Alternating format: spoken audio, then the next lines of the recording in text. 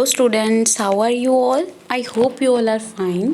I am Sharandeep Kaur and today we are going to continue our chapter Structure of an Atom. आज बेटा जो हमने topic करना है that is Rutherford model of an atom. So let we continue our chapter. So बेटा last lecture में हमने Thompson model किया था, Thompson model of an atom. आज जो हमने करना है that is Rutherford model of an atom. Okay, तो थॉमसन के बाद रदरफोर्ड ने स्ट्रक्चर को, एटम की स्ट्रक्चर को एक्सप्लेन करने के लिए एक एक्सपेरिमेंट किया था. क्योंकि थॉमसन ने जो एक्सपेरिमेंट किया था बेटा वो ओनली थ्योरेटिकल उसका कंसेप्ट था. मतलब उसने अपनी इमेजिनेशन के बेस्ड पे बताया कि एटम की स्ट्रक्चर शायद ऐसी हो सकती है. बट रदरफोर्ड ने फिर कहा कि थ्योरेटिकल कंसेप्ट से नहीं पता चलेगा कि एटम की स्ट्रक्चर क्या है. उसने एक एक्सपेरिमेंट किया. फिर एक्सपेरिमेंट के बाद उसने देखा कि एटम में इलेक्ट्रॉन्स एंड प्रोटॉन किस तरीके से प्रेजेंट होते हैं. रदरफोर्ड की डिस्कवरी के टाइम भी बेटा न्यूट्रॉन अभी डिस्कवर नहीं हुए थे. इसके रदरफोर्ड की डिस्कवरी के बाद जो न्यूट्रॉन्स हैं दैट आर डिस्कवर्ड. ओके, तो एक एक्सपेरिमेंटल सेटअप था. उसने क्या किया, एक एक्सपेरिमेंट डिज़ाइन किया in which fast moving alpha particles were made to fall on the thin gold foil. उसने क्या ली, गोल्ड की थिन फॉइल ली, बहुत पतली सी शीट ली गोल्ड की. ठीक है, उस पर उसने क्या किया, किसी अल्फ़ा पार्टिकल्स की एक बीम को, एक मतलब रे को स्ट्राइक करवा के देखा कि उस बीम के साथ क्या क्या चीज़ें हो रही हैं. ठीक है, क्या लिया बेटा, मैं दोबारा से बता देती हूँ. उसने एक सोर्स लिया, एक सबस्टेंस लिया जिसमें से अल्फ़ा पार्टिकल्स एमिट हो रहे हैं. अब बेटा ये अल्फ़ा पार्टिकल्स क्या होते हैं? अल्फ़ा पार्टिकल्स ऐसे पार्टिकल्स होते हैं जिनका मास कितना होता है, 4 यूनिट, एंड जिसका जो नंबर है या फिर नंबर ऑफ इलेक्ट्रॉन्स या प्रोटॉन्स उस पर होते हैं, या चार्ज मान लो कि उस पर चार्ज कितना होता है, चार्ज इज 2. ठीक है, उसका चार्ज कितना है 2 एंड 2 पॉजिटिव प्लस 2 उस पर चार्ज होता है एंड उसका मास कितना होता है 4 यूनिट. ठीक है, ये मान के चलो. अब जो अल्फ़ा पार्टिकल्स हैं जिसका मास 4 यूनिट है एंड जिस पे चार्ज +2 है, उनको क्या है बेटा, स्ट्राइक करवाया गया, उसकी लाइट को स्ट्राइक करवाया गया किस पे, थिन गोल्ड फॉइल पे. ठीक है, तो वो बीम ऑफ जो थी अल्फ़ा पार्टिकल्स की, ठीक है, अब उस पर क्या चीज़ का मतलब क्या इफ़ेक्ट हुआ वो इस एक्सपेरिमेंट के थ्रू देखा गया. उन्होंने जो गोल्ड की फॉइल है ना बेटा, एक स्क्रीन के बीच रखी. ये क्या है, सर्कुलर फ्लोरोसेंट स्क्रीन है, एक स्क्रीन के बीच रखी. अब अगर इलेक्ट्रॉन्स पे कोई इफेक्ट, मतलब अगर बीम का कोई इफेक्ट पड़ेगा तो वो बीम क्या है, इस स्क्रीन पे जाके स्ट्राइक करेगी. अगर वो स्ट्राइक करेगी तो हमें पता चलेगा कि बीम जो है वो अल्फ़ा पार्टिकल्स भी की वो कहाँ जा रही है एंड क्यों जा रही है. ठीक है, तो बाद में उसने इन सभी चीज़ों के बारे में स्टडी किया था. तो पहले तो ये चीज़ कि वाई गोल्ड फॉइल उसने क्यों ली. He selected a gold foil because he wanted as thin layer as possible. उसने गोल्ड की फॉइल इसलिए ली है बिकॉज वो पतली से पतली फॉइल लेना चाहता था, पतली से पतली लेयर लेना चाहता था. ठीक है, अब जो ये गोल्ड फॉइल है वाज अबाउट 100 एटम्स थिक. तो इसकी थिकनेस कितनी थी, 100 एटम्स जितनी इसकी थिकनेस थी. ठीक है, अब वाई अल्फ़ा पार्टिकल्स क्यों स्ट्राइक करवाए उसने. जो अल्फ़ा पार्टिकल्स होते हैं ना बेटा, ये पॉजिटिवली चार्ज होते हैं. कितना पॉजिटिव चार्ज होता है इस पर, 2 यूनिट, मैंने पहले भी बताया. एंड इसका जो मास होता है वो 4 यूनिट होता है. ठीक है, the fast moving alpha particles have considerable amount of energy. जो बहुत बेटा, जो ये अल्फ़ा पार्टिकल्स हैं ये बहुत फास्ट मूविंग पार्टिकल्स होते हैं, या फिर इनको इस तरीके से लगाया जाता है कि ये बहुत फास्ट मूव करके गोल्ड की फॉइल पे जाके स्ट्राइक करें. ठीक है, तो ये जो फास्ट मूविंग अल्फ़ा पार्टिकल्स होते हैं इनके पास काफ़ी अच्छी खासी क्या है, एनर्जी होती है. ठीक है, एंड इतनी एनर्जी की वजह से ये मैटर में जाके अच्छी तरह से घुस जाते हैं. They can penetrate through matter to some extent. मतलब ज़्यादा एनर्जी की वजह से ये मैटर में जाके, या मैटर में जो एटम्स हैं उनमें जाके क्या है, उन पर स्ट्राइक कर सकते हैं, अच्छी तरह से उनमें जाके घुस सकते हैं. ठीक है, देन बेटा जब उसने एक्सपेरिमेंट किया तो एक्सपेरिमेंट करने से क्या क्या हमें ऑब्जर्वेशंस दिखाई दी. ठीक है, मतलब उसे क्या क्या चीज़ें ऑब्जर्व हुई वो देखते हैं. उसने देखा कि most of the most of the alpha fast moving alpha particles passed straight through the gold foil. मतलब बहुत ज़्यादा नंबर ऑफ अल्फा पार्टिकल्स थे जो वो क्या हैं, सीधा एटम के बीच में से पास कर गए, मतलब गोल्ड फॉइल के बीच में से सीधा सीधा पास कर गए। कोई उस पर इफेक्ट ही नहीं हुआ कि कोई चीज़ रखी भी है या नहीं रखी।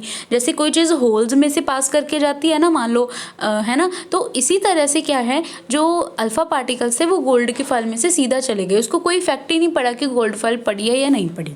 ठीक है। Then some of the alpha particles were deflected by foil by small angles. कुछ अल्फा पार्टिकल्स ऐसे थे जो बहुत थोड़े एंगल पे जाके क्या हो गए थे, डिफ्लेक्ट हो गए थे। ठीक है। 1 out of every 12,000 particles appear to rebound.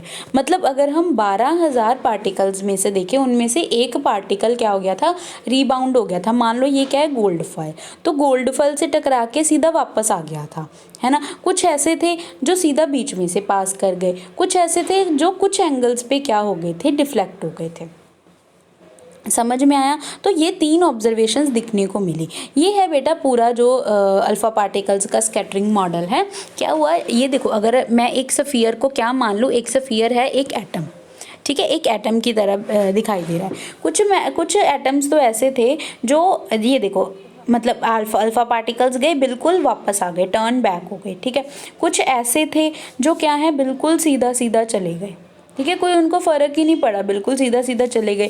कुछ ऐसे थे जिन्होंने क्या है, डिफ्लेक्शन शो की। ये देखो, ये डिफ्लेक्शन या इस तरह की डिफ्लेक्शन उन्होंने शो की।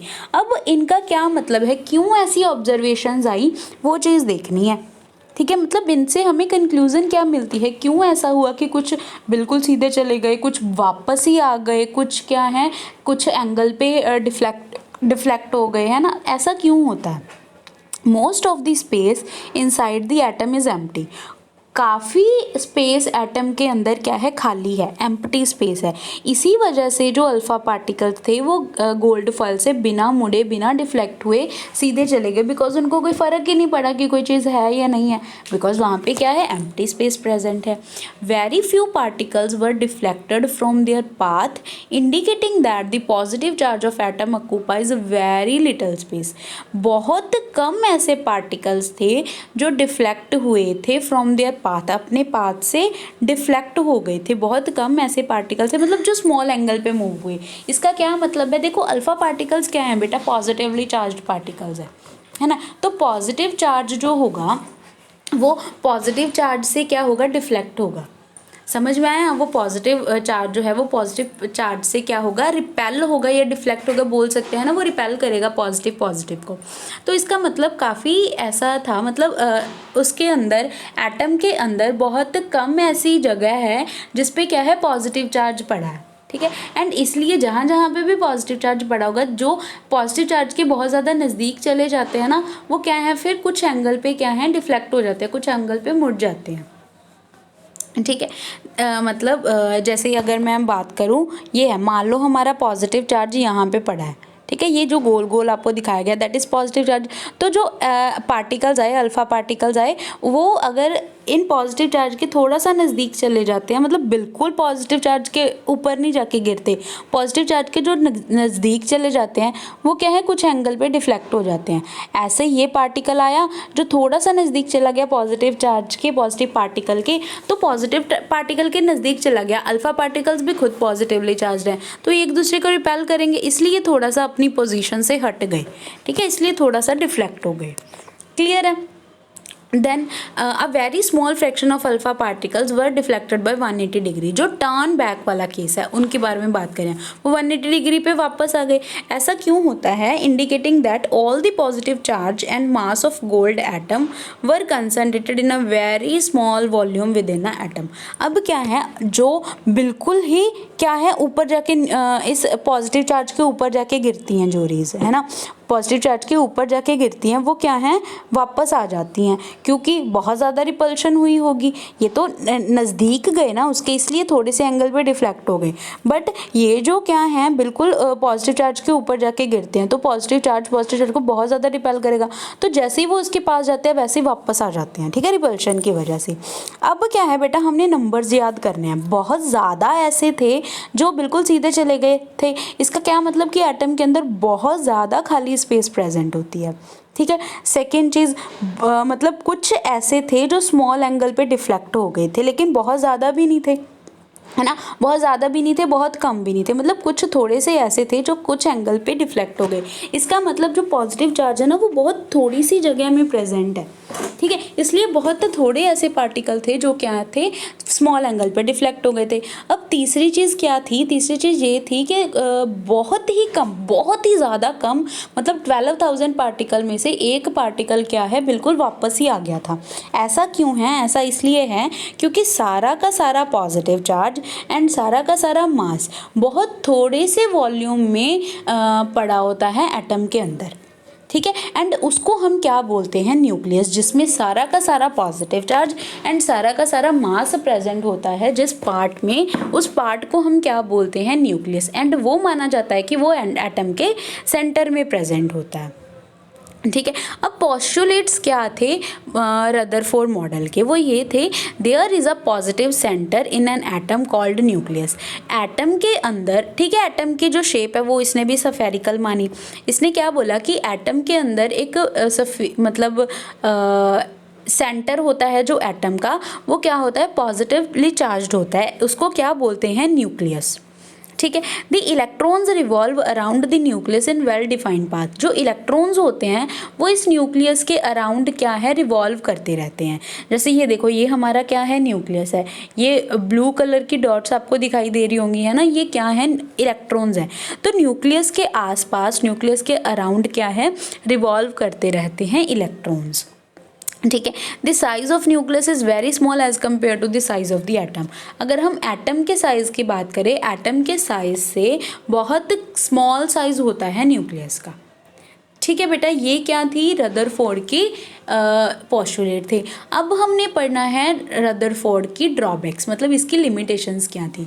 देखो, पहले हमने क्या किया, रदरफोर्ड का एपरेटस सेटअप किया, है ना, फिर उसने जो जो चीज़ें ली थी वो क्यों ली थी वो देखा, फिर हमने ऑब्जर्वेशंस देखी क्या हुआ उसके, है ना, फिर हमने क्या देखा, कंक्लूज़न की जो ऑब्जर्व हुआ उससे कंक्लूज़न क्या निकली है, फिर पोस्टुलेट्स किए कि रदरफोर्ड एक्चुअल में कहना क्या चाहता था, ठीक है। अब हम उसके लिमिटेशंस कर रहे हैं, इसके बाद हमारा रदरफोर्ड मॉडल ख़त्म हो जाएगा, ठीक है। तो रदरफोर्ड मॉडल की ड्रॉबैक्स क्या हैं, it does not explain the stability of the atom. ये एटम की स्टेबिलिटी को एक्सप्लेन नहीं कर पाया था, ठीक है।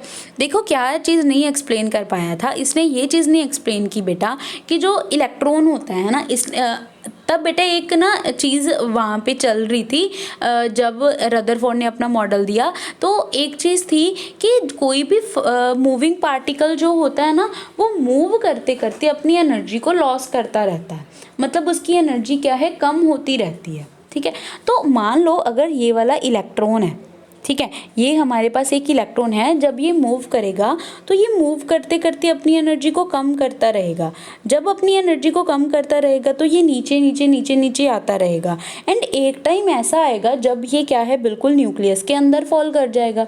जब इलेक्ट्रॉन न्यूक्लियस के अंदर चला गया तब एटम का जो कंसेप्ट है वो ख़त्म ही हो गया, बिकॉज हमने तो ये बोला ना कि इलेक्ट्रॉन तो रिवॉल्व करने चाहिए न्यूक्लियस के अंदर।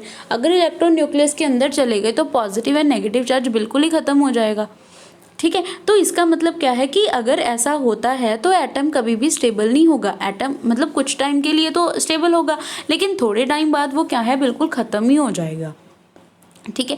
तो ये चीज़ रदरफोर्ड नहीं एक्सप्लेन कर पाया था कि ऐसा क्यों होता है, लेकिन एक्चुअल में ऐसा होता नहीं, बट उसकी जो कंसेप्ट वो लेके चला था उसके अकॉर्डिंग तो ऐसा होना चाहिए था, बट ऐसा होता नहीं है। इसका मतलब रदरफोर्ड भी कुछ ऐसी चीज़ है वो जो मिस कर रहा है, जो स्किप कर रहा है, जो अभी उसने एक्सप्लेन नहीं किया, ठीक है। तो वही चीज़ है, फर्स्ट पॉइंट क्या है, any particle moving in a circular orbit would undergo acceleration. वो क्या है, एक्सेलरेशन करता है ना। एक्सेलरेशन करने से क्या है, वो कुछ एनर्जी क्या है रेडिएट करता रहता है, मतलब उसमें कुछ लॉस ऑफ एनर्जी का होता रहता है, ठीक है। जब उसकी एनर्जी लॉस होगी तो एनर्जी लॉस होने से वो एक टाइम ऐसा आएगा जब वो न्यूक्लियस के अंदर फॉल कर जाएगा, ठीक है। तो एटम इसका ये मतलब है कि जो एटम्स होते हैं वो हाईली अनस्टेबल होते हैं, बट ऐसा होता नहीं है, अनस्टेबल वो नहीं होते हैं। इसका मतलब रदरफोर्ड ने कुछ चीज़ एक्सप्लेन नहीं की, एंड इसकी लिमिटेशन को दूर करने के लिए एक और एक्सपेरिमेंट दिया गया था, नील्स बोहर एक्सपेरिमेंट, ठीक है, जिसको हम Bohr model of an atom भी बोलते हैं, ठीक है बेटा। तो हमारे सिलेबस में ओनली ये 3 ही हैं, थॉमसन, रदरफोर्ड एंड बोहर, ये तीनों के मॉडल्स हमने करने हैं। तो लास्ट हमारा जो मॉडल है that is Bohr model of an atom. तो अब हम बोहर मॉडल के बारे में देखते हैं। हाँ जी बेटा, नेक्स्ट जो हमारा एक्सपेरिमेंट है that is Niels Bohr explanation. तो देखो क्या है इसमें, the electrons revolve in certain orbits known as discrete orbits of electrons. मतलब क्या है कि जो इलेक्ट्रॉन्स है ना बेटा, वो हमने देखा था कि जो रदरफोर्ड ने क्या बोला था कि इलेक्ट्रॉन्स न्यूक्लियस के अराउंड रिवॉल्व करते हैं, बस उसने सिर्फ यही बोला जस्ट कि वो रिवॉल्व करते हैं। लेकिन बोहर ने ये कहा कि वो रिवॉल्व करते हैं लेकिन एक सर्टेन ऑर्बिट में रिवॉल्व करते हैं। फॉर एग्जांपल बेटा, जैसे सन के अराउंड सारे प्लैनेट्स रिवॉल्व करते हैं ना, लेकिन ऐसा तो नहीं कि वो रिवॉल्व करते करते सन के बीच में आके गिर जाते हैं, ऐसा नहीं होता ना। वो रिवॉल्व करते करते क्या है, मतलब रिवॉल्व करते रहते हैं हमेशा, लेकिन अपने एक परफेक्ट ऑर्बिट में, है ना, अपने एक डेफिनेट ऑर्बिट में वो रिवॉल्व करते हैं। इसी तरह से जो इलेक्ट्रॉन्स होते हैं वो भी क्या हैं, एक डेफिनेट ऑर्बिट में रिवॉल्व करते हैं अराउंड द न्यूक्लियस, ठीक है। तो यहाँ पे न्यूक्लियस को हम सन के साथ कंपेयर कर सकते हैं, है ना, एंड प्लैनेट्स को इलेक्ट्रॉन के साथ। क्लियर है। When an electron is revolving in a particular orbit और particular energy, even though it has accelerated motion around the nucleus, it do not radiate energy. जब इलेक्ट्रॉन क्या है रिवॉल्व करता रहता है अराउंड द न्यूक्लियस, है ना, तो जिस भी ऑर्बिट में वो रिवॉल्व करेगा उसकी एक पर्टिकुलर एनर्जी होगी, ठीक है। तो वो अपनी एनर्जी को छोड़ के कहीं जाएगा नहीं। ऐसा नहीं है कि अपनी एनर्जी अगर वो रेडिएट भी करता है तो वो कभी भी क्या है न्यूक्लियस में आके गिरेगा नहीं, ठीक है। कभी भी न्यूक्लियस में आके वो गिरेगा नहीं, अपनी खुद की एनर्जी में वो क्या है रिवॉल्व करता रहता है, मूव करता रहता है हमेशा, ठीक है। तो बोहर के पोस्टुलेट क्या थे वो पढ़ लेते हैं। पोस्टुलेट थे, an atom is made up of 3 particles, electrons, proton and neutrons. देख, ये तो पहले भी हमें पता है कि एटम जो है वो 3 पार्टिकल से मिलके बनता है, इलेक्ट्रॉन, प्रोटॉन एंड न्यूट्रॉन। अब बेटा जब बोहर की डिस्कवरी हुई थी तब न्यूट्रॉन की भी डिस्कवरी हो चुकी थी, ठीक है। देन क्या है, the protons and neutrons are located in a mass in a small nucleus at the centre of the atom. Rutherford ने तो ये बोला था कि जो प्रोटॉन्स होते हैं वो न्यूक्लियस के अंदर प्रेजेंट होते हैं। उसने ये बोला था ना कि सारा का सारा पॉजिटिव चार्ज न्यूक्लियस के अंदर प्रेजेंट है। इसका क्या मतलब कि सारे जो पॉजिटिव चार्ज हैं वो न्यूक्लियस के अंदर प्रेजेंट है, मतलब प्रोटॉन्स सारे न्यूक्लियस के अंदर प्रेजेंट हैं, ठीक है। एंड इलेक्ट्रॉन्स आसपास उसके रिवॉल्व करते रहते हैं। लेकिन बोहर ने क्या बोला कि प्रोटॉन के साथ साथ न्यूट्रॉन भी न्यूक्लियस के अंदर प्रेजेंट होता है। न्यूट्रॉन्स मतलब, ठीक है, प्रोटॉन न्यूट्रॉन दोनों क्या हैं न्यूक्लियस के अंदर प्रेजेंट होते हैं। जो इलेक्ट्रॉन है वो उनके अराउंड रिवॉल्व करते रहते हैं। The electrons revolve rapidly around the nucleus in a fixed circular paths called energy levels और एनर्जी शेल्स। जो इलेक्ट्रॉन्स होते हैं वो न्यूक्लियस के अराउंड सर्कुलर पाथ में हमेशा क्या है रिवॉल्व करते रहते हैं, ठीक है। जिनकी जो एनर्जी होती है, मतलब एक पर्टिकुलर एनर्जी होती है उन पाथ्स की, उन ऑर्बिट्स की, ठीक है बेटा। एंड इसीलिए उनको क्या है एनर्जी लेवल्स या एनर्जी शेल भी बोला जाता है, बिकॉज जितनी एनर्जी उन ऑर्बिट्स की होगी उतनी ही एनर्जी उसमें घूमने वाले इलेक्ट्रॉन्स की भी होगी, ठीक है। Then there is a limit to number of electron which each energy level can hold. अब एनर्जी लेवल कितने इलेक्ट्रॉन्स को होल्ड करके रखेगा वो भी उस ऑर्बिट पे डिपेंड करता है, ठीक है। ज़रूरी नहीं है कि इलेक्ट्रॉन जो है एक ऑर्बिट में कितने भी इलेक्ट्रॉन्स हो सकते हैं, ठीक है। वो जो नंबर ऑफ इलेक्ट्रॉन्स है ना किसी ऑर्बिट में, उनकी एक लिमिट सेट की जाती है कि इतने ही इलेक्ट्रॉन्स उस ऑर्बिट में प्रेजेंट हो सकते हैं, ठीक है। तो देखते हैं, each energy level is associated with the fixed amount of energy. वही बात है, हर एक एनर्जी जो लेवल है उसकी फिक्स्ड अमाउंट ऑफ एनर्जी होती है, ठीक है। There is no change in the energy of electrons as long as they keep revolving in the same energy level and the atom remains stable. अब तब तक उनकी इलेक्ट्रॉन्स की एनर्जी में कोई चेंज नहीं आएगा जब तक वो अपने ही ऑर्बिट में क्या है, घूमते रहते हैं। मतलब ऐसा नहीं है कि जब वो अपने ऑर्बिट में घूमते रहेंगे उसकी एनर्जी कम हो जाएगी एंड वो न्यूक्लियस में आके गिर जाएंगे। वो मूव करते करते क्या करते हैं बेटा, मूव करते करते इलेक्ट्रॉन्स की एनर्जी उतनी रहती है, एनर्जी कभी भी चेंज नहीं होगी, कम नहीं होगी, ज़्यादा नहीं होगी। जितनी एनर्जी उस पर्टिकुलर ऑर्बिट की होगी वैसी ही एनर्जी क्या है उस इलेक्ट्रॉन की होगी। एंड वो जो एनर्जी होगी इलेक्ट्रॉन की वो हमेशा क्या रहेगी, सेम ही रहेगी। क्लियर है बेटा। अब बात आती है एटॉमिक नंबर की। एक चीज़ और देख लो बेटा, मैं आपको थोड़ी सी एक चीज़ बता देती हूँ जो बोहर का मॉडल होता है। बोहर के मॉडल में क्या है, हमारे पास एक देखो इसने क्या बताया, एक हमारे पास न्यूक्लियस है, ये न्यूक्लियस है, न्यूक्लियस के अराउंड क्या होते हैं, इस तरीके से ऑर्बिट होते हैं। ठीक है, दोबारा से बना लेते हैं। ये हमारे पास न्यूक्लियस है, न्यूक्लियस के अराउंड क्या है बेटा, ऑर्बिट्स होते हैं। इलेक्ट्रॉन ने क्या करना है, इन ऑर्बिट्स में मूव करना है। ठीक है, जो हमारा फर्स्ट ऑर्बिट है, न्यूक्लियस के बाद जो ऑर्बिट होगा उसको हम 1 नंबर देंगे। ये फर्स्ट ऑर्बिट है, ये सेकंड ऑर्बिट है, ये क्या है, थर्ड ऑर्बिट है। या फिर क्या ले लेते हैं हम, फर्स्ट सेकंड थर्ड की बजाय KLMN भी पुट कर सकते हैं। अगर फर्स्ट ऑर्बिट है तो उसको हम K बोलते हैं, सेकंड है तो हम उसको L बोलते हैं, एंड थर्ड है तो उसको M, फिर फोर्थ होगा तो N, फिर फिफ्थ होगा तो O। ठीक है, मतलब KLMNOP इस तरीके से उनको नेम्स दिए जाते हैं, या फिर 1 2 3 4 भी हम उनको बोल देते हैं। क्लियर है बेटा। ये सारी चीज़ें किसने बताई थी, बोहर ने बताई थी। देखो बेटा, यही है नेक्स्ट हमारा कंसेप्ट ऑफ शेल्स। ठीक है, शेल्स क्या थे, ठीक है, मतलब जो हमने ऑर्बिट्स की बात की, उन ऑर्बिट को हम शेल भी बोल सकते हैं। ऑर्बिट का ही अनदर नेम है, दैट इज शेल। तो क्या होता है, क्या बोला, the electrons are negatively charged which revolve around the nucleus. Electrons जो होते हैं वो नेगेटिवली चार्ज होते हैं एंड वो रिवॉल्व करते रहते हैं around the nucleus. They are arranged in different orbit and shells called as energy level. वो क्या है, ऑर्बिट या फिर शेल्स, या फिर उनको ही हम एनर्जी लेवल्स बोल देते हैं। इलेक्ट्रॉन्स जो होंगे वो इन ऑर्बिट्स में या फिर इन शेल्स में या फिर इन एनर्जी लेवल में हमेशा रिवॉल्व करते रहेंगे। ठीक है, the shells are represented by the alphabets KLMN। या तो उनको हम अल्फ़ाबेट की तरह देख लेते हैं, फर्स्ट को K है ना, फिर फर्स्ट को K, फिर L, फिर M, फिर N। ठीक है, या फिर उनको हम नंबर्स दे देते हैं 1 2 3 4 एंड सो ऑन। ठीक है, जो K शेल होगा वो क्या है, मिनिमम एनर्जी वाला होता है।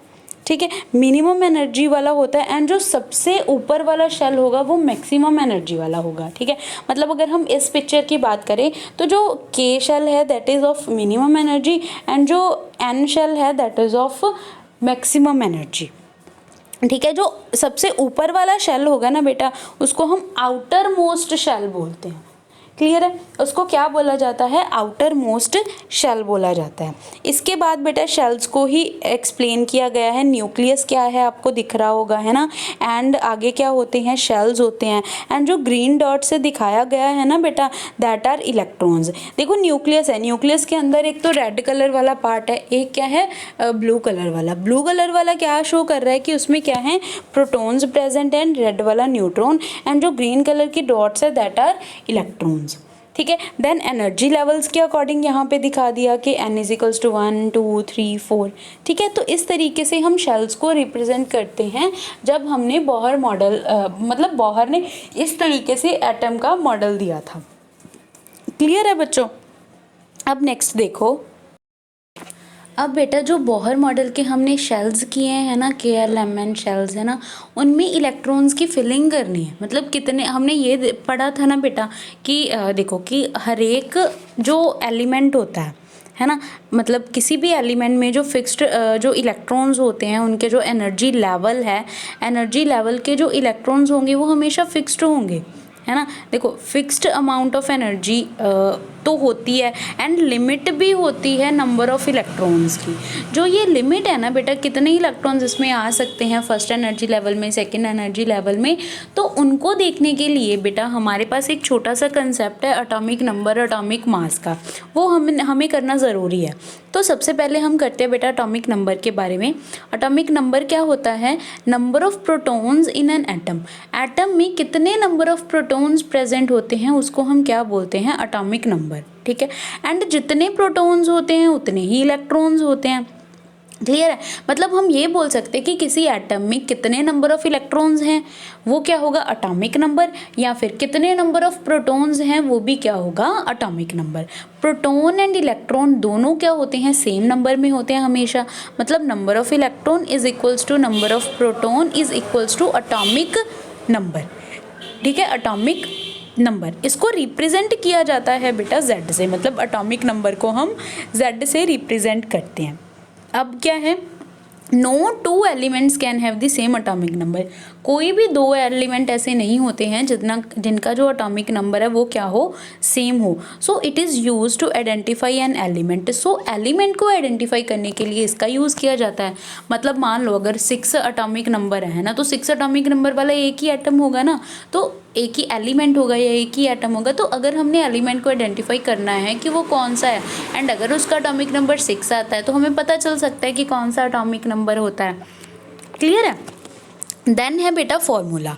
फॉर्मूला क्या है? Atomic number is equals to number of proton या फिर नंबर ऑफ इलेक्ट्रॉन। इससे हम कैलकुलेट कर सकते हैं।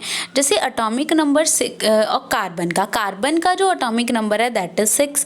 तो हमें अगर पता है कि कार्बन का एटॉमिक नंबर है वो 6 है, तो हम ये बता सकते हैं कि कार्बन में नंबर ऑफ इलेक्ट्रॉन्स कितने होंगे? 6, एंड नंबर ऑफ प्रोटॉन्स कितने होंगे? 6। क्लियर है? देन है बेटा mass number. What is mass number? Mass number होता है, देखो मास नंबर होता है कितने प्रोटॉन्स एंड कितने न्यूट्रॉन प्रेजेंट है। Number of proton plus number of neutron हमें क्या बताएगा? Mass number. क्योंकि बेटा जो मास होता है ना वो इलेक्ट्रॉन की वजह से तो होता ही नहीं है, बिकॉज इलेक्ट्रॉन का मास बहुत ज़्यादा कम होता है। तो mass proton and proton and neutron का ज़्यादा होता है। तो जितने प्रोटॉन होंगे जितने न्यूट्रॉन होंगे हम उसको ही मास नंबर मान के चलते हैं। ठीक है, इसको डिनोट किया जाता है बेटा ए से। मास नंबर को एटॉमिक मास भी बोला जाता है। ठीक है बेटा, mass number gives us the atomic mass as they are numerically equal. Mass number and atomic mass एक ही चीज़ है। क्लियर है बच्चों? अब क्या है बेटा? फॉर्मूला ऑफ एटॉमिक मास और मास नंबर। क्या होता है mass number? Mass number is equals to number of protons plus number of neutrons. ठीक है, या फिर हम ये भी बोल सकते हैं atomic number plus number of neutrons. ये क्या बताएगा हमें मास नंबर के बारे में? ठीक है बेटा, mass number is written on the upper side of the upper side while atomic number on the lower side. देखो बेटा, अगर मान लो मैं कार्बन की बात कर रही हूँ, ठीक है, कार्बन का जो एटॉमिक नंबर होता है दैट इज 6, वो हमने देख लिया। एंड बेटा इसका मास नंबर होता है 12। तो हम इसको इस तरीके से लिखते हैं, एटॉमिक नंबर को नीचे एलिमेंट के सिंबल के, है ना, एंड मास नंबर को ऊपर लिखेंगे 12। क्लियर है बच्चों? अब बेटा मैंने आपको लास्ट लेक्चर में एक चीज़ करवाई थी। मैंने आपको बोला था कि 1 से लेकर 20 तक आपने सारे जो एलिमेंट्स हैं वो लर्न करने हैं। 1, 2, 3, 4, 5, 6 टू अप टू 20। ये चीज़ें क्या हैं? ये नंबर्स बेटा बता रहे हैं उस एलिमेंट का एटॉमिक नंबर। मैंने आपको बताया था कि इन सभी को क्या है, हमने लाइन वाइज लर्न करना है ना। लाइन वाइज हम क्यों लर्न करते हैं? बिकॉज इसमें इतने ही नंबर ऑफ इलेक्ट्रॉन्स होते हैं। ठीक है, तो अगर मैं हीलियम की बात, सबसे फर्स्ट एलिमेंट होता है हमारा हाइड्रोजन, फिर आता है हीलियम, मतलब सेकंड एलिमेंट की बात की हुई है। हीलियम, ये He क्या है? हीलियम का एलिमेंट का सिंबल। ठीक है, 2 क्या बता रहा है? इसका एटॉमिक नंबर। एंड 4 क्या बता रहा है बेटा? इसका एटॉमिक मास। ठीक है, या फिर मास नंबर बता रहा है 4। क्लियर है बेटा? तो इस तरीके से हम एलिमेंट को रिप्रेजेंट करते हैं, तो उसकी पूरी इंफॉर्मेशन हमें मिल जाती है। उसमें कितने नंबर ऑफ इलेक्ट्रॉन्स है, कितने इलेक्ट्रॉन्स होंगे, जितना एटॉमिक नंबर होता है मतलब इलेक्ट्रॉन्स इसके 2। ठीक है, प्रोटॉन्स कितने होंगे? प्रोटॉन्स भी 2, क्योंकि जितने इलेक्ट्रॉन्स होते हैं उतने ही प्रोटॉन्स होते हैं। मास नंबर इसका 4 है। तो अगर मैंने न्यूट्रॉन पता करने हो, न्यूट्रॉन किसके इक्वल होते हैं? Mass number is equals to proton plus neutron इसके इक्वल होते हैं। प्रोटॉन कितने हैं 2, न्यूट्रॉन हमें पता करने हैं, मास नंबर कितना है 4। तो इससे अगर हम न्यूट्रॉन फाइंड आउट करेंगे तो वो भी कितने आ जाएंगे 2। तो इसमें इलेक्ट्रॉन, प्रोटॉन एंड न्यूट्रॉन तीनों चीज़ें ही इक्वल हैं। कितनी वैल्यू आ रही है 2 वैल्यू आ रही है। क्लियर है। अब आता है बेटा इलेक्ट्रॉनिक कॉन्फ़िगरेशन का मतलब। इलेक्ट्रॉनिक कॉन्फ़िगरेशन क्या है? The arrangement of electrons in the various shells of an atom of the element is known as electronic configuration. Electronic configuration हमें ये बताएगी कि एक पर्टिकुलर ऑर्बिट में कितने नंबर ऑफ इलेक्ट्रॉन्स आएंगे। ठीक है, ये जो पर्टिकुलर एक ऑर्बिट है, पर्टिकुलर ऑर्बिट में कितने नंबर ऑफ इलेक्ट्रॉन्स आएंगे वो चीज़ बताएगा। या इलेक्ट्रॉनिक कॉन्फ़िगरेशन से हमें ये भी पता चलेगा कि कितनी लिमिट है इलेक्ट्रॉन्स के आने की, मतलब एक पर्टिकुलर ऑर्बिट में या शेल में कितने नंबर ऑफ इलेक्ट्रॉन्स आ सकते हैं। क्लियर है। तो बेटा सबसे पहले हम इलेक्ट्रॉनिक कॉन्फ़िगरेशन को लिखने के कुछ रूल्स हैं, वो रूल्स पढ़ लो एक बारी, फिर हम सभी को सम अप करके देखेंगे कि किस तरीके से लिखा जाता है। ठीक है, तो सबसे फर्स्ट जो रूल है, the maximum number of electrons that can be accommodated in any shell is given by 2n²। मतलब 2n² से हम देखते हैं कि कितने नंबर ऑफ इलेक्ट्रॉन्स आएंगे किसी पर्टिकुलर शेल में। तो अगर हम के शेल की बात कर रहे हैं, के शेल के लिए n की वैल्यू कितनी होती है 1, तो अगर हम 2n² में इसकी वैल्यू पुट करेंगे तो किसके इक्वल आ जाएगा 2 के इक्वल आ जाएगा। ठीक है, तो इसका मतलब के शेल में मैक्सिमम नंबर ऑफ इलेक्ट्रॉन्स कितने आ सकते हैं 2 से ज़्यादा इसमें नहीं आएंगे। मतलब जो हमारा फर्स्ट ऑर्बिट होगा उसमें सिर्फ 2 ही इलेक्ट्रॉन्स आ सकते हैं, इसके मतलब ऊपर इलेक्ट्रॉन्स नहीं आ सकते हैं। फिर हम एल शेल की बात करते हैं। एल के लिए n की वैल्यू 2 है, तो n की वैल्यू अगर 2 है तो 2n² की वैल्यू आ जाएगी हमारे पास 8। तो जो सेकंड शेल है उसमें 8 से ज़्यादा इलेक्ट्रॉन नहीं आ सकते, मैक्सिमम 8 हैं। ठीक है, 8 आ सकते हैं, मिनिमम तो 0 से लेके 8 तक आ सकते हैं। ठीक है, थर्ड के लिए अगर मैं n की वैल्यू 3 पुट करूँ तो 18 आएगा, 4 पुट करूँ तो 32 आएगा। तो इस तरीके से जैसे जैसे शेल्स बढ़ते जाते हैं, फर्स्ट में 2 आएंगे, फिर 8, फिर 18, फिर 32। ठीक है, इन चारों नंबर्स को बेटा मैजिक नंबर्स भी बोला जाता है। ठीक है, मैजिक नंबर्स बोला जाता है इन चारों को। तो मैजिक नंबर के अकॉर्डिंग ही हम इलेक्ट्रॉन्स को फिल करते हैं। ठीक है बेटा, सेकंड रूल क्या है? सेकंड रूल ये है, the outermost shell can not accommodate more than 8 electrons. जो आउटर मोस्ट शेल है वो 8 से ज़्यादा इलेक्ट्रॉन्स अकोमोडेट नहीं करेगा। ठीक है, जो सबसे ऊपर वाला शेल होगा उसमें ज़्यादा मैक्सिमम नंबर ऑफ इलेक्ट्रॉन्स कितने आने चाहिए 8 आने चाहिए। If the outermost shell is K, अगर आउटर मोस्ट शेल के ही है तो उसमें मैक्सिमम 2 ही आ सकते हैं, इसके बाद नहीं आ सकते। देन है रूल 3, थर्ड रूल क्या है? Electron in an atom shall not occupy a new shell unless all the inner shells are completed. अब ऐसा नहीं है बेटा, मान लो अगर हम के की बात कर रहे हैं, यहाँ पे हमारे पास न्यूक्लियस फिर के है, फिर एल है, फिर एम है। मान लो यहाँ पे 2 इलेक्ट्रॉन्स है, यहाँ पे भी 2 इलेक्ट्रॉन्स है। अब ऐसा नहीं कि तीसरा इलेक्ट्रॉन हम ऊपर भर देंगे, मतलब 5th इलेक्ट्रॉन हम ऊपर भर देंगे। जब तक इस जो एल शेल है उसमें 8 इलेक्ट्रॉन्स फिल नहीं होंगे, पूरे का पूरा वो फिल नहीं होगा, उसके बाद हम ऊपर वाले शेल में इलेक्ट्रॉन्स नहीं भर सकते हैं। ठीक है बेटा, अब बात आती है इलेक्ट्रॉनिक कॉन्फ़िगरेशन की। अगर मैं हाइड्रोजन की बात करूं तो हाइड्रोजन की इलेक्ट्रॉनिक कॉन्फ़िगरेशन होगी 1, एक ही इलेक्ट्रॉन है 1। अगर मैं हीलियम की बात करूं तो उसकी इलेक्ट्रॉनिक कॉन्फ़िगरेशन होगी 2। ठीक है, अगर मैं लिथियम की बात करूं, लिथियम की इलेक्ट्रॉनिक कॉन्फ़िगरेशन होती है 2, 1, क्योंकि फर्स्ट में तो ओनली 2 ही आ सकते हैं, थर्ड तो इलेक्ट्रॉन आ नहीं ना सकता। जितना एटॉमिक नंबर बेटा उतना ही उसके नंबर ऑफ इलेक्ट्रॉन। तो लिथियम में ओनली 3 इलेक्ट्रॉन्स प्रेजेंट होते हैं, बट फर्स्ट शेल में ओनली 2 ही आ सकते हैं। तो अब जो थर्ड इलेक्ट्रॉन है वो हम नेक्स्ट शेल में फिल करेंगे, एल वाले शेल में फिल करेंगे। ठीक है, तो क्या आ जाएगा लिथियम की इलेक्ट्रॉनिक कॉन्फ़िगरेशन 2, 1। ठीक है, फोर्थ होता है बेटा बेरिलियम। बेरिलियम को किस तरीके से फिल करोगे आप 2, 2। फिर होता है बोरोन, बोरोन को फिल करते हैं 2, 3। अब बोरोन के 5 इलेक्ट्रॉन्स हैं, फर्स्ट में 2, थर्ड में क्या होंगे, सेकंड में क्या होंगे 3। अब इसमें तो 8 इलेक्ट्रॉन टोटल होते हैं ना बेटा, तो हमने क्या है इसमें 3 इलेक्ट्रॉन्स फिल कर देने हैं। क्लियर है। अब इसके बाद जैसे इन्होंने लिथियम की बताई हुई है, लिथियम की तो हमने कर ली। ठीक है, फर्स्ट में 2 आएंगे, सेकंड में क्या आएगा 1 ही इलेक्ट्रॉन। अगर सोडियम की बात करें, सोडियम का एटॉमिक नंबर होता है बेटा 11। ठीक है, तो इसमें क्या आएंगे, फर्स्ट में 2, सेकंड में 8 एंड थर्ड में 1। ठीक है, 2, 8, 1 आते हैं। क्लियर है बेटा। जब हम फिलिंग करते हैं ना तो फिलिंग के टाइम पे एक चीज़ ध्यान रखनी होती है कि सबसे जो फर्स्ट शेल है उसमें 2 इलेक्ट्रॉन, मैक्सिमम इलेक्ट्रॉन 2 आएंगे। जब 2 फिल हो गए तब हमने नेक्स्ट की तरफ जाना है, मतलब सेकंड की तरफ। जब सेकंड में टोटल मतलब मैक्सिमम नंबर 8 फिल हो गए ना, तब हमने थर्ड की तरफ जाना है। थर्ड में भी बेटा मैक्सिमम हम 8 ही फिल करेंगे, क्योंकि हमारा पोस्टुलेट ये भी तो बोल रहा है कि जो बाहर वाले जो शेल है, आउटर मोस्ट शेल में, उसमें 8 से ज़्यादा इलेक्ट्रॉन नहीं होने चाहिए। तो फर्स्ट 2, सेकंड में 8, थर्ड में भी 8 ही होंगे, फिर फोर्थ में 18, फिफ्थ में भी 18, फिर नेक्स्ट हम क्या करेंगे 32 फिल करेंगे, फिर नेक्स्ट 32। ठीक है, वैसे तो हमारा यहाँ तक ही काम चल जाएगा, हमने यहीं तक करने हैं। ठीक है, तो क्या है, सबसे फर्स्ट में 2 आने चाहिए, फिर 2 बारी 8, फिर 2 बारी 18, फिर 2 बारी 32। इस तरीके से हम क्या है इलेक्ट्रॉन्स को फिल करते हैं। क्लियर है बेटा, समझ में आया। अब एक कोई भी एटम हम उठा लेते हैं, मान लो हम फ्लोरीन की बात कर रहे हैं। फ्लोरीन का एटॉमिक नंबर होता है 9, तो इसमें 9 इलेक्ट्रॉन्स फिल करने हैं। किस तरीके से फिल करेंगे, पहले 2, नेक्स्ट क्या आएंगे 7। ठीक है, अगर मैंने क्लोरीन का फिल करना है, क्लोरीन का एटॉमिक नंबर होता है 17, तो इसके कैसे फिल करेंगे, फर्स्ट में 2, फिर 8, फिर कितना आएगा 7। इस तरीके से हम इसको फिल कर लेंगे।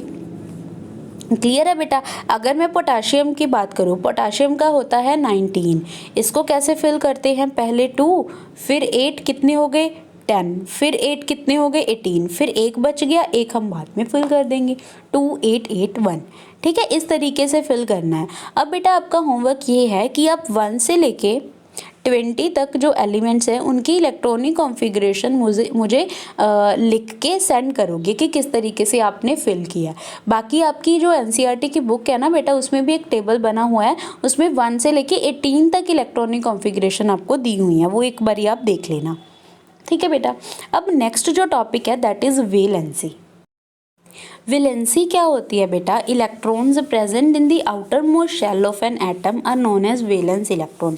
जो आउटर मोस्ट शेल में इलेक्ट्रॉन्स प्रेजेंट होते हैं ना बेटा, उनको क्या बोला जाता है, वैलेंस इलेक्ट्रॉन्स बोला जाता है। जैसे मान लो अगर मैं लिथियम की बात करूं, है ना, तो लिथियम के बाहर कितने इलेक्ट्रॉन्स होते हैं, लिथियम को किस तरीके से लिखेंगे 2 1, इसका एटॉमिक नंबर क्या होता है 3। बेटा ये याद कर लेना लाइन वाइज सारे।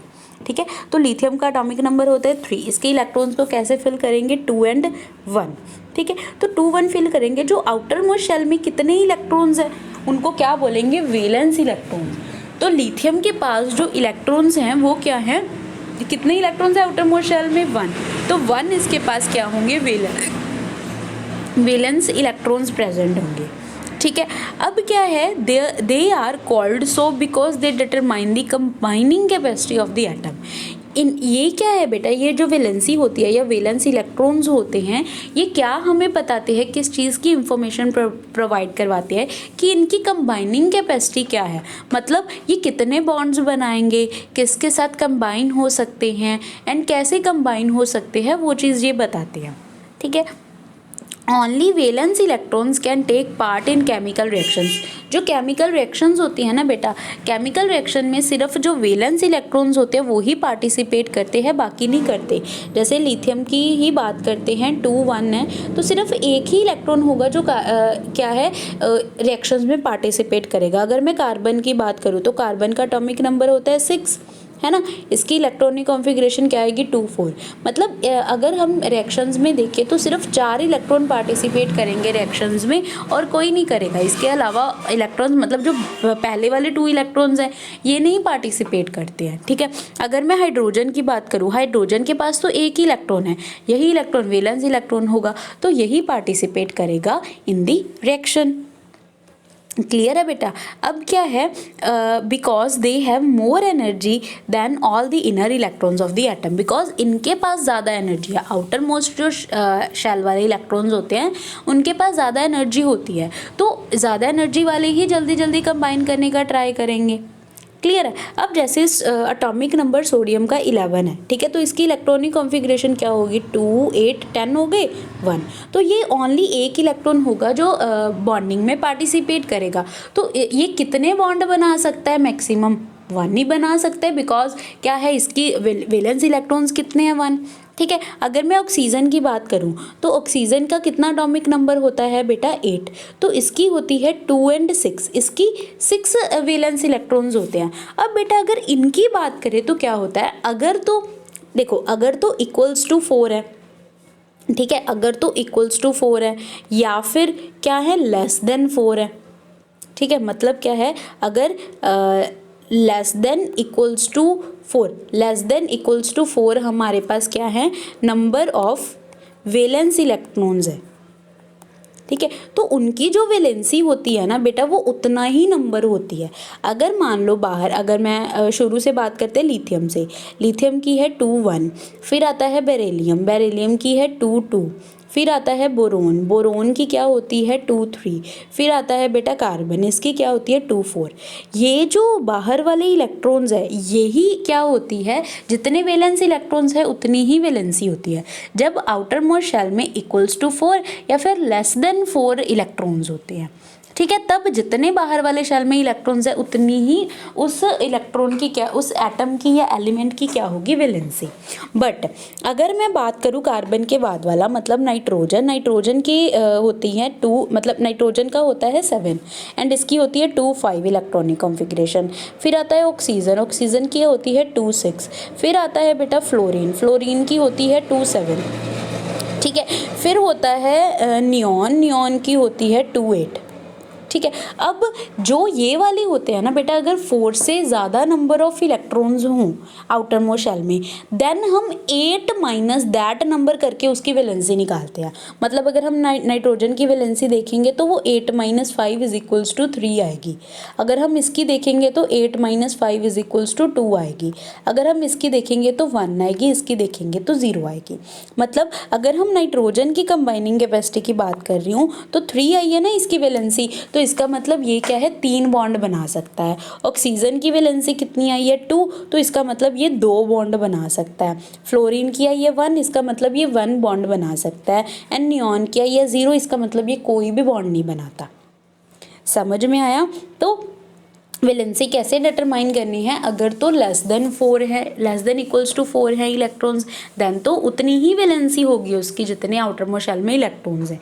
बट अगर आउटर मोस्ट शेल में 4 से ज़्यादा नंबर ऑफ इलेक्ट्रॉन्स हैं तो हम 8 माइनस करेंगे दैट नंबर, तो जो भी हमारे पास वैल्यू आएगी उतनी वैलेंसी होगी उस एलिमेंट की। क्लियर है बच्चों? चलो अब क्या है, different valencies of different elements. Oxygen की वैलेंसी कितनी होती है हमने की 2, सल्फर की कितनी होती है, सल्फर की भी 2 ही होती है। एंड बोरोन की कितनी होती है 3, ठीक है, क्योंकि आउटर मोस्ट शेल में 3 इलेक्ट्रॉन्स है। लेकिन अगर आप ऑक्सीजन में देखोगे तो 1 2 3 4 5 6 एलिमेंट्स 6 इलेक्ट्रॉन्स है ना। अगर 6 इलेक्ट्रॉन्स हैं तो क्या 2 इलेक्ट्रॉन्स कम है ना इसमें, है ना, तो 2 इलेक्ट्रॉन 2 क्या होगी इसकी वैलेंसी, ठीक है बेटा। फिर है बेटा आइसोटॉप्स का कंसेप्ट। आइसोटॉप क्या है, बस ये छोटे छोटे डेफिनेशंस हैं, 2 आइसोटॉप एंड आइसोबार। आइसोटॉप्स क्या होते हैं, isotopes are elements having same atomic number but different atomic mass आएगा बेटा यहाँ पे। ओके एटॉमिक मास नंबर, हाँ, अगर वो एलिमेंट्स जिनका एटॉमिक नंबर तो सेम है बट जिनका मास नंबर डिफरेंट है उनको हम आइसोटॉप्स बोलते हैं, ठीक है। ध्यान में रखना, atomic number same, mass number different. Isotopes in different number of neutrons in nuclei. मतलब आइसोटॉप्स क्यों बनते हैं, because of different number of neutrons, क्योंकि न्यूट्रॉन्स अलग अलग होते हैं उनके। They are atoms of same element, same element के एटम्स होते हैं। इसका क्या मतलब, जैसे हाइड्रोजन के ही अगर मैं आइसोटॉप्स की बात करूँ तो वो हाइड्रोजन के ही बनेंगे। हाइड्रोजन के 3 होते हैं। हाइड्रोजन का एटॉमिक मास कितना होता है 1, ऑलवेज 1 होता है ना, बट इसका मास नंबर 3 होते हैं, 1 होता है, 2 होता है, 3 होता है। जो हम फर्स्ट वाले की बात कर रहे हैं जिसका मास नंबर भी 1 है, एटॉमिक नंबर भी 1 है, ठीक है। तो जिसका एटॉमिक नंबर 1 है, मास नंबर भी 1 है, उसमें एक इलेक्ट्रॉन होगा, एक प्रोटॉन होगा। बट अगर मैं H2 वाले की बात करूँ जिसका एटॉमिक नंबर तो 1 ही रहेगा लेकिन मास नंबर 2 है, उसमें इलेक्ट्रॉन तो एक ही होता है बट एक प्रोटॉन एंड एक न्यूट्रॉन होता है। अगर मैं मास नंबर 3 वाले की बात करूँ उसमें एक इलेक्ट्रॉन होता है, एक प्रोटॉन होता है बट उसमें न्यूट्रॉन 2 होते हैं। तो अगर हम ध्यान से देखें इसमें फ़र्क किस चीज़ का है, मास का। मास का फ़र्क क्यों आया, because number of of neutrons change हो रहे हैं। इसमें एक न्यूट्रॉन आ गया, सॉरी इसमें कोई भी न्यूट्रॉन नहीं है, इसमें एक आ गया, इसमें 2 न्यूट्रॉन आ गए। क्लियर है। तो जो 1 मास वाला हाइड्रोजन है उसको प्रोटियम बोला जाता है, सेकेंड वाले को ड्यूटेरियम बोला जाता है एंड थर्ड वाले को ट्रीटियम बोला जाता है। क्लियर है बेटा। इसके बाद एक टर्म है आइसोबार्स।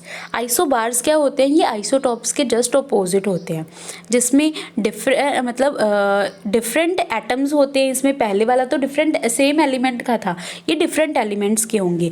पहले वाले में एटॉमिक नंबर सेम था, बट इसमें एटॉमिक नंबर डिफरेंट है, मास नंबर सेम है। ठीक है, तो क्या है इसमें देखो, ऑर्गन का एटॉमिक नंबर 18, पोटाशियम का 19, कैल्शियम का 20, बस इनके जो मास नंबर्स हैं वो क्या हैं? सेम। तीनों का मास कितना है? 40। तो इन तीनों को हम कलेक्टिवली क्या बोलेंगे? आइसोबार्स। क्लियर है बेटा। तो इसके साथ बेटा हमारा चैप्टर कंप्लीट होता है। ठीक है, तो अच्छे से रीड करना ये चैप्टर। अगर कोई भी प्रॉब्लम हुई तो मुझसे कभी भी क्लैरिफाई कर लेना। Okay, so thank you, have a nice day.